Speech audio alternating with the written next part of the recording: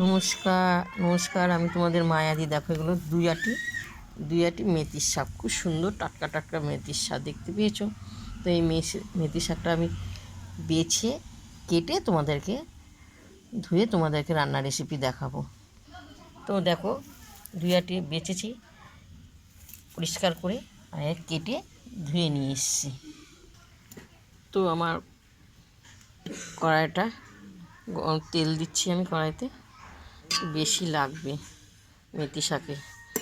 তো মেথি শাকে দেখো আমি বেগুন দেবো দুই আটি। দেখো ওইটুকু হয়ে গেছে। তোমাদের এখানে মেথি শাক কত করে কেজি? আমাদের এখানে 80 টাকা কেজি, বেগুন 60 টাকা কেজি। তো আমাদের খেতেই হবে, মেথি শাকটা এত প্রিয়, খেতেই হবে। দেখে ভাবলাম যে মেথি শাকটা খেতে খুবই সুন্দর লাগে, নিয়ে আসলাম 540 টাকা দিয়ে। তো সর্ষে আর শুকনো লঙ্কা ফোড়ন দেওয়া হলো। ফোড়নটা তোমাদের পছন্দ মতন। আমি মেথি শাকে এভাবে আমি তৈরি করি। তো আমি বেগুনটা আগে ভাজবো। তোমরা কারা কারা মেথি শাক দিয়ে বেগুন দিয়ে ভালোবাসে বলবে বা লেখেও পাঠাবে। আমার তো খুবই ভালো লাগে, এত দাম তবু আমি কিনে নিয়ে এসেছি। আমার খুবই ভালো লাগে খেতে। তো স্বাদ মতন নুন আর হলুদ বেগুনে দেওয়া হলো। লাল লাল করে ভাজবো।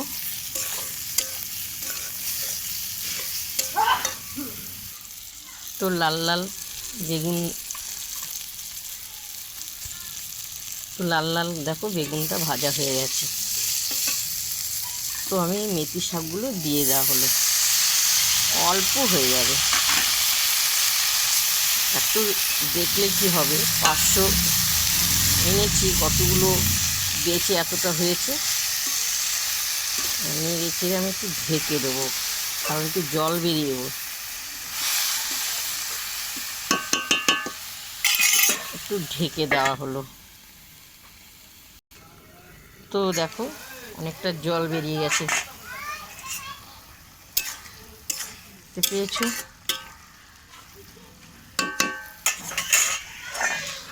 আর একটু ঢেকে দেওয়া হলো। তো দেখো আমার ঝোলটা অনেকটা টেনে গেছে শাকে। চিনি দেওয়া হলো, কারণ মেথি শাকটা একটু তেতো তেতো ভাব। ধুয়ে উঠছে, খুব সুন্দর খেতে না মেথি শাকটা, গন্ধটা খুব সুন্দর বেরিয়েছে। মেথি শাকের গন্ধটাই আলাদা। আর একটু ভাজা ভাজা হবে।